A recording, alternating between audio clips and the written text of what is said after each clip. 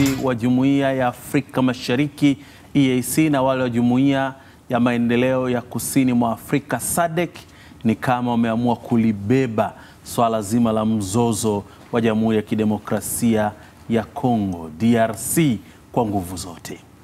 Hii inakuja mara baada ya jana kufanya mkutano wao kwa njia ya mtandao na kuja na uamuzi wa kuongeza jopo la watu sasa kufikia 5 ambao watakuwa na kibarua cha kuweza kushughulikia hali ya mambo ili kumaliza ghasia ambazo zimesababisha eneo la mashariki kuangukia kwenye mikono ya makundi ya waasi, huku ikiendelea kuweka hali ya hofu na wasiwasi baina ya taifa la DRC na jirani zake wa Rwanda, kila mmoja akimtuhumu mwingine ya kwamba amekuwa chanzo cha kulemaa ama kutetereka kwa hali ya usalama katika eneo la mashariki.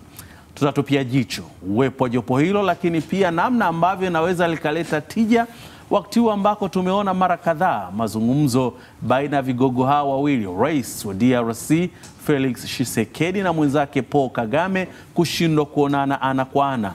Ghafla walionekana kule Doha, Qatar, chini ya Amir Tamim, wakielezwa kwamba walikutanishwa wakazungumza, lakini moja ya makubaliano ya pande zote tatu, Qatar, DRC na Rwanda, kuhakikisha kwamba njia nyingine zote za kusaka suluhu ziendelee kuheshimiwa, ikiwemo mazungumzo ya Dar es Salaam na azimio lake, lakini kile ambacho kinafanywa na EAC, hali kadhalika pia na SADC katika kurejesha hali ya mambo. Naitwa Nurdin Selemani. Studio tumemwalika mchambuzi wa masuala ya kimataifa Deus Kibamba. Karibu sana.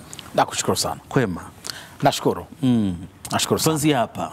Uamuzi wa viongozi wa EAC na SADC kuleta jopo hili ambao lina watu wazito, marais wastaafu ambao sasa watakwenda kuhakikisha kwamba suluhu inapatikana kule DRC. Tija yake unaiona wapi? Nadhani wameamua kuvalia njuga jambo hili.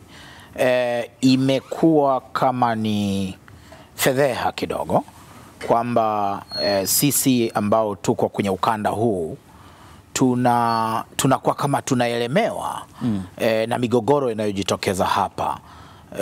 Mgogoro wa Sudan ya Kusini umetusumbua sana. Mgogoro wa Sudan kule Khartoum umetusumbua sana. Sasa inaonekana kana kwamba tumeanza kuchoka, na mimi nimefurahi sana. Nimefurahi, nimeserebuka kabisa kwamba viongozi wetu wameamua kuvalia njuga, na suala si ongezeko la watu tu kwa maana ya namba. Watu wenyewe walioongezwa. Rais Zewde Ethiopia, chuma kile. Yule ndiye kwa uelewa wangu wa kuishi Addis Ababa, na hata nilipotembelea Ituri, Goma, Kisangani, mara zote, jina linalotajwa linaloweza kumdhibiti Rais Kagame sio Emir wa Qatar ni Ethiopia, na Ethiopia wanaotajwa walio hai Rais Zewde. Nasema Rais Zewde kwa sababu kidiplomasia ukishakuwa rais ni rais mpaka pale utakapokuwa umeondoka duniani. Kwa hivyo nimefarijika sana. Afrika ya Kati imeleta mtu mwanamama shoka kabisa. Lakini pia tuna Rais Motlanthe, mtaalam wa masuala ya utatuzi wa migogoro na masuala ya mazungumzo. Halafu tumeongezewa generali wa jeshi Rais Olusegun Obasanjo. Huyu ndiye anayetoka mbali. Ukiangalia huyu ndio ameombwa toka ECOWAS kule magharibi. Halafu tunaye washua hapa Afrika Mashariki wako wawili tu. Mmoja tunaye hapa na mwingine yuko Nairobi, UK wenyewe. Ndio. Kwa hiyo Rais Uhuru Kenyatta naye kaongezewa. Nadhani Rais Kenyatta anaongezwa kama mtu ambaye anaweza kufanya mazungumzo yaliyokakamaa sana yakalainika. Hilo nalo ni muhimu sana kwenye taaluma ya mazungumzo. Na mimi niseme kwamba kwa hiki kilichofanyika jana, naona sasa wako tayari kwa mazungumzo. Naomba niseme migogoro hutatuliwa kwa njia nyingi. Kuanzia hiyo tunaita continuum kwa kizungu, kuanzia mazungumzo ya wenyewe kwa wenyewe. Rais Tshisekedi na Rais Kagame waongeza kuamua wazungumze wenyewe, lakini ukweli ni kwamba wadau wa mgogoro ulioko Kongo sio wawili, Generali Rais Ndayishimiye amekushatoa onyo kwa Rwanda, unaona kabisa, na katoa onyo kwamba Tshisekedi asiguswe. Unaona kwamba Juba ambayo inapakana pia na DR Congo kwa upande mwingine, nayo ina vikosi ambavyo vinaonekana navyo vinajaribu kutafuta madini Ituri, Goma, Bukavu. Halafu kuna shida nyingine tena kwamba huku kwingineko wako mataifa ambao Kagame hayuko peke yake. Yako mataifa ambayo ndiyo yamekuwa yakipokea madini ya coltan kutoka Rwanda. Rwanda ndiyo msafirishaji mkuu, exporter mkuu wa madini ya coltan, madini yanayowezesha uwe na hiyo simu, uwe na hiyo laptop. Yeye ndiyo msafirishaji mkuu. Bila shaka wale wanaonunua wanafurahi sana kuendelea kununua kwa bei hii nzuri, hawataki tena kuanza kujadiliana na Kinshasa kuhusu bei halisi ya madini hayo. Kwa hivyo mgogoro huu ni mgogoro ambao kwa kweli una mizongo na mazongo mengi, kiasi ambacho timu hii kuongezeka, mimi imenifurahisha sana walioongezeka. Pia tunazo nchi kubwa, tunayo Nigeria, tunayo Afrika Kusini. Kwa hivyo ukitazama hivyo unaona kwamba inawezekana kabisa, kwa sababu hawa wote wamepita kwenye tanuru la kidiplomasia huko walikotokea. Okay. Ni viongozi ambao kwa jicho la kawaida watu wamebobea sana. Ndio. Lakini wanapewa jukumu nyakati hizi ambazo tumeona hawa maasimu wawili, Tshisekedi na mwenzake Kagame, mara zote wamekuwa wakikwepana. Mara ya mwisho hapa Dar es Salaam wakapigana chenga, lakini tukawashuhudia wamejitokeza kule Qatar chini ya Amir, wakakutana, wakazungumza. Hayakusemwa mengi wamezungumza nini, lakini walisema moja ya jambo muhimu ilikuwa ni kusaka suluhu ya mashariki na kuleta utulivu, na wakisisitiza kwamba mazungumzo ambayo ya pande nyingine zote yaendelee kuheshimiwa. Wakongwe hawa, viongozi hawa, wanaweza wakathubutu kuwaleta tena mezani haya majabali mawili ambayo yanakinzana? Rais Kagame ana ushujaa wa ajabu sana na naweza kusema machache tu kuhusu rais wa nchi nyingine kwa sababu ya vizuizi vya kidiplomasia kwa upande wangu. Lakini kiuchambuzi naweza kusema Rais Kagame ni mtu mwenye ushujaa wa ajabu. Mara zote hizi ambazo hawakufanikiwa kukutana uso kwa uso na Rais Felix Tshisekedi, ni Rais Tshisekedi ndio ambaye hakuonekana. Sasa niseme jambo moja kwamba ushujaa na ujasiri wa Rais Kagame unaweza kukwambia jambo. Kama wewe unafaidika, unatamani uende katika hii mikutano ya usuluhishi ili uende ukafanya kitu tunaita kwa kizungu uka-influence, ukashawishi mazungumzo yenyewe. Kwa hivyo swali la kwamba je, watafanikiwa jopo hili kuwaleta meza moja, nataka nikuhakikishie itabidi, na huu ni ujumbe na upeleka Kinshasa kwa Rais Tshisekedi, itabidi Rais Tshisekedi ajitahidi aweze kuitika wito wa kufika kwenye jopo hili. Ni mahesabu yangu yanaonyesha kwamba jopo hili likinyosha mikono, Rais Tshisekedi atachelewa sana kupata meza nyingine ya kuweza kuendesha mazungumzo. Hawa walioundwa leo sio watu watakaoendesha mazungumzo wao wenyewe moja kwa moja. Wao ni viongozi watakaoleta pumzi ya maono ya mazungumzo, lakini watagawana majukumu juu ya nani afanye nini, ikiwemo nani anamudu nani. Sasa mimi siombei jopo hili lifikie mahala Rais Zewde wa Ethiopia aseme naona kama nakwama kumpata Rais Kagame, au itokee kwamba jopo linapata tabu kumpata Rais Tshisekedi halafu akabidhiwe mtu kama Rais Olusegun Obasanjo. Kwa sababu nadhani kwamba hawa watu kwa heshima walio nayo ya kuweza kuchangia kwenye masuala ya utawala bora katika Afrika, yatosha tu kusema usipowaheshimu kitakachokupata basi na ukivumilie. Na nafikiri kwamba watu wengi wanaweza kuwa hawafahamu historia ya Kongo. Kongo imepitia mapito mengi sana, kuanzia wakati wa uhuru mpaka miaka hii ya 90 aliyeonekana akiwa kama haheshimu wakubwa wenzake wa Afrika hakuishia pazuri. Rais Mobutu Sese Seko tunayemwita Kuku Ngebu wa Zabanga. Huyu wenzake walikuwa kila mara, Mwalimu Nyerere na wenzake hapa jirani walikuwa wakimwasa kwamba mambo unavyoyaendesha kule Kongo sivyo wakati huo Zaire. Lakini sasa alikuwa si mtu wa kusikiliza sana.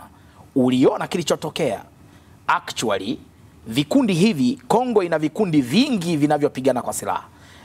Tunafanya makosa kudhani M23 au March 23 tukifikiri kwamba ndio kundi pekee. Kuna FDLR, kuna siku za nyuma kwa mfano yaliwahi kufanyika mazungumzo mazito wakati wa Kabila mtoto.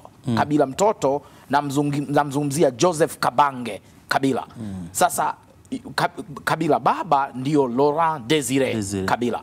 Kila mara napokwenda Kongo Kinshasa nashangazwa na heshima ambayo ameweza kujizolea Joseph Kabange Kabila.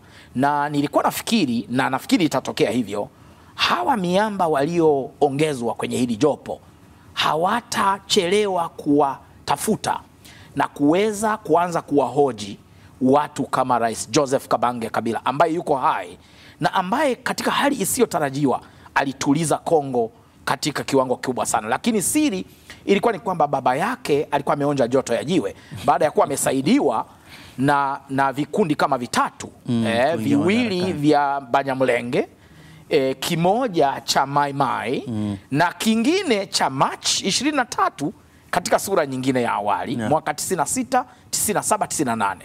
Hawa wamemsaidia, vikundi hivi ndio vilimsaidia kumsindikiza mpaka Ikulu, mpaka Kinshasa, lakini baadaye walitofautiana kidogo. Sasa Rais Kabila alitaka, na nieleze mambo yanayogombaniwa kule si mawili wala matatu. Wakati fulani kulifanyika mazungumzo 2001, 2002, 2003. Kukafanyika mazungumzo ya Sun City, mazungumzo ya Pretoria, Thabo Mbeki, Ketumire Masire, miamba hii yote. Kulifanyika mazungumzo ya Addis, kulifanyika mazungumzo Lusaka, muhimu sana mazungumzo haya. Mazungumzo ya Lusaka mpaka leo bado vipengele vyake kadhaa vinaheshimiwa. Lakini vifungu viwili vitatu ambavyo vimekuwa vikileta shida. Kwanza, vikundi vyote vinavyopigana viweke silaha chini ndani ya Kongo ili viingizwe kwenye jeshi la kitaifa la Kongo. Jambo hili halijafanikiwa. Na mimi nadhani watu ni vizuri wanaotazama waelewe kwani kuna nini huko. La pili ni kwamba wako raia wa Kongo lakini wenye asili na rangi kama ya nchi jirani hivi. Naona unacheka. Hawa ilikubalika kwamba kwenye mazungumzo ya Lusaka na Sun City hawa waweze kuchukuliwa kwamba ni raia kamili wa DRC Kongo. Hili Rais Kabila mdogo alijitahidi sana. Rais Tshisekedi anaonekana ndio umeona Tshisekedi na Kagame wanabishana kuhusu kwamba Kagame anasema ili tatizo wewe ndio umelishikilia kwa sababu hutaki kutambua raia wako mwenyewe. Kwa hiyo mimi nadhani haya mambo pamoja na lile ya kwamba lazima lijengwe jeshi la kitaifa. Sisi wenyewe Tanganyika hapa mwaka 64 kabla hatujaingia muungano na Zanzibar, Mwalimu alichukua juhudi za makusudi za kulijenga jeshi la kitaifa. Jeshi letu msifikiri lilikuwa hivi, lilikuwa ni jeshi lina wazungu, lina makamanda wa kizungu, lina wakoloni. Kwa hivyo tumepata uhuru lakini jeshi bado linapata msaada toka Uingereza. Ilibidi kuchukua hatua kuhakikisha jeshi la kitaifa linajengwa. Kwa hivyo ninachosema ni kwamba mimi nimepata imani kubwa kwa kutazama sura hizi, hasa huyu mwanamama kutoka Jamhuri ya Kati. Catherine kutoka Jamhuri ya Kati. Huyu ni mwanamama ambaye namfahamu, nimekuwa Ituri, nimeishi Goma, nimeishi in fact kutoka Kisangani mpaka hapa Kalemi ambapo ukivuka toka Kigoma, ukivuka ziwa Tanganyika unakwenda ngambo ya pili. Huu ukanda ambao unapigana ni ukanda wa raha tupu. Kutoka Kisangani, unajua Kisangani ndio unajua hata wanamuziki wetu wengi walioko hapa wametoka wapi? Wametoka Kisangani. Kwa hiyo ni jambo la kusikitisha kwamba ukanda huo ambao una raha za namna hiyo, una madini ya namna hiyo, una rasilimali za namna hiyo, ndio ukanda ambao umekamatwa na watu ambao na nguvu ambazo sio serikali iliyoko Kinshasa. Kibamba, EAC na SADC, DRC ni mwanachama wao kote, lakini Rwanda ni mwanachama tu wa EAC. Ndiyo. Hawa wanavalia njuga hili wakati huu ambako Umoja wa Afrika ulimpendekeza ama ulimkabidhi jukumu hili rais wa Angola aweze kusimamia, lakini kutokana na mambo ambayo yameendelea, Angola na yenyewe imesema kwamba na yenyewe kwa sasa inaamua kujiweka kando na juhudi za kusaka amani ya kule mashariki mwa DRC. Hawa walioaminiwa na Umoja wa Afrika wanajiweka kando. Jumuiya hizi mbili zitakuwa na uthubutu huo wa kuweza kumaliza haya ambayo yanatokea? Ningekuwa nazungumza kizungu, ningesema regional integration is based on proxy. Umoja wa Afrika makao yake makuu yako Addis Ababa. Lakini tunasema mtangamano ambao ndio lugha ya kuzungumzia ushirikiano wa kikanda unaanza na jirani yako. Kwa hivyo kwa kweli ilikuwa ni kama kuruka hatua moja, kuona kwamba Umoja wa Afrika unachukua hatua pasipo kuwa umesikiliza vizuri majirani wa DR Congo wanasemaje. Niliona bundi wa kushindwa akiwa anatoa sauti siku Angola, rais wa Angola alipopewa kazi hii ya kusuluhisha DR Congo. Kwa sababu Angola kule iliko na Umoja wa Afrika kule uliko unawahitaji majirani ili uweze kufanya kazi. Kwa hivyo naweza kusema kwamba katika maisha unaweza kufanya makosa, kufanya kosa si kosa, kosa kurudia kosa. Kilichotendeka sasa ninavyokiona ni kwamba tunarekebisha makosa, na nasema tunarekebisha makosa kwa sababu mimi mwenyewe nimekuwa mtafiti wa eneo la ukanda wa maziwa makuu, hasa mgogoro unaikumba Kongo tangu wakati wa Patrice Lumumba miaka ya 60 mpaka wakati wa Mobutu Sese Seko, mpaka wakati wa Kabila mkubwa, mpaka wakati wa Joseph Kabange. Na nafikiri kwamba hiki kinachotokea sasa hivi mimi nitapenda tu sasa zile, na nitapenda kuchangia kwa maandishi na kwa ushauri kwamba jopo hili lisifanye makosa kwenye kanuni za uendeshaji mazungumzo. Kwa mfano, kanuni moja, watahitaji kuwa makini sana katika uchaguzi uchaguzi wa kitu tunaita venue, mahala pa kuendeshea mazungumzo. Naweza kuelewa kwa nini Tanzania ambayo nayo ina majabali kadhaa ya masuala haya ya mazungumzo ikiwemo Mheshimiwa Rais Kikwete, naweza kuelewa kwa nini hawakuona labda kwa mwanzo huu waweze kumchukua naye, kwa sababu Tanzania inaweza kuwa inafikiriwa kuwa ni uwanja wa mazungumzo. Kwa nini? Kwa sababu ya jiografia yetu, historia yetu. Tumeendesha hapa mazungumzo ya kila mtu hapa. Tumeendesha mazungumzo ya ukombozi wa Afrika Kusini, wa Msumbiji, wa Angola, wa DR yenye Kongo, wa Zimbabwe, kila mtu, wa Zambia hapa. Kama watakapokuwa wamepatia, kwa sababu sehemu mnayokutania na kufanyia mazungumzo inapaswa kuwa haina harufu ya upendeleo. Kwa mfano Nairobi au Mombasa si eneo zuri sana, kwa sababu Rais Tshisekedi anaituhumu Kenya kwamba iko upande wa waasi. Kwa nini? Kwa sababu tu kumekuwa kila mara waasi wakitaka kukutana wanakutana Nairobi. Kwa hivyo eneo kama hilo wakifanya kosa, na naamini hawa ni magwiji, na mimi nimewahi kuwa kwenye secretariat za usuluhishi wa migogoro. Kwa mfano kule Omdurman kule Khartoum. Wakati ule Rais Omar al-Bashir akiwa bado madarakani. Najua hivi sasa kazi hii waliopewa, wanafanya utafiti. Kwanza wanaunda timu za wataalamu. Kwa hiyo mkiona hamnioni kidogo hapa naweza nikawa nimeshaondoka. Wanaunda timu za wataalamu ili ziweze kuwashauri ipasavyo hawa wanasiasa, viongozi, namna ya kuweza kuanzisha mazungumzo yenyewe. Wakati haya yanaendelea na juhudi zinafanyika, katikati ya mzozo huu tunasikia tena Burundi na akiwatuhumu Rwanda, na Rais Ndayishimiye anapiga mikwala mizito na kusema ole wako Rwanda, uniguse mimi ama uguse DRC. Na tunakumbuka kwamba Burundi na wanajeshi wake ndani ya DRC ambao wanasaidia kulinda amani. Wakati huu pia wakilalamika, Burundi wameanza kuelemewa na mzigo wa wakimbizi kutoka DRC ambao wanaomba hifadhi huko. Katikati ya mazungumzo kuibuka tena jambo kama hili jipya na kuanza kutuhumiana watu ambao wapo katika jumuiya moja EAC. Tafsiri yake nini katika utatuzi wa mzozo wenyewe? Tafsiri yake nilianza kusema mgogoro wa DR Congo. Mgogoro wa Congo sio mgogoro wa jambo moja wala mawili. Wakati wa mazungumzo ya Sun City 2003 kulikubalika maazimio 38. Ndio inakuonyesha upana wa mgogoro wenyewe. Maazimio 38. Na wakati huo vikosi vilivyokuwa vinapigana vyenye silaha havikuwa hata M23 haikuwemo kule Sun City. Kulikuwa na LCD tunaita Liberation Movement na LCD Goma. Hawa ndio waliokuwa wanaosumbua. Leo hii LCD hizi hata huzisikii tena. Lakini ninachojaribu kusema ni kwamba siasa za Kongo ni siasa zina mambo mengi. Kwa hivyo Rais Jenerali Ndayishimiye anapata hofu kwa sababu kumekuwa na sintofahamu kati ya Rwanda na Burundi kwa miaka mingi kidogo. Kumekuwa na kutuhumiana.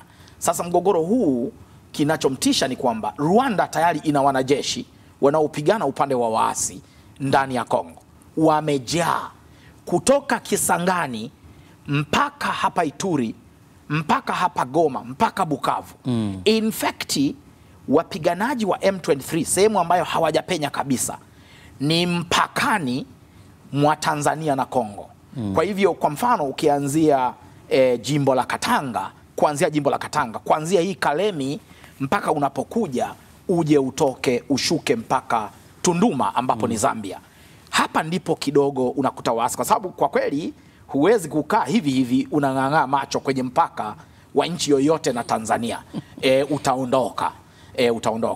Lakini ninachojaribu kusema nchi ya Kongo ni kubwa na hawa watu wamepenya sehemu nyingi sana. Ukitaka kujua ukubwa wa nchi ya Kongo, kutoka Lubumbashi ambayo tayari umeingia Kongo huku mwanzoni mpaka unakwenda Kinshasa ni masaa 36 kwa gari inayokimbia sana. Masaa 36, hii ni siku 3 hii. Na hapo kuna mambo ya vivuko vya mito, mawasiliano na barabara ndani ya Kongo ni magumu kidogo. Ukienda kule lazima ujiandae kwamba unaweza ukalala mahala popote. Kwa hiyo ninachojaribu kuambia ni kwamba Rais Ndayishimiye wa jenerali huyu wa Burundi, nimemsikiliza vizuri mpaka niliogopa, manake alikuwa anajaribu kuonya akisema, Wakongomani simameni, acheni kucheza na huyu adui. Na amekwenda mbali akatuhumu kwamba hawa watu wa himaya ya Hima, hawa si watu wa kuchezea.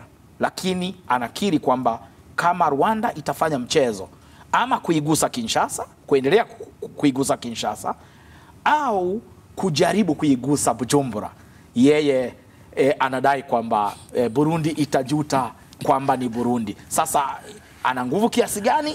Hilo nadhani tunahitaji kusubiri.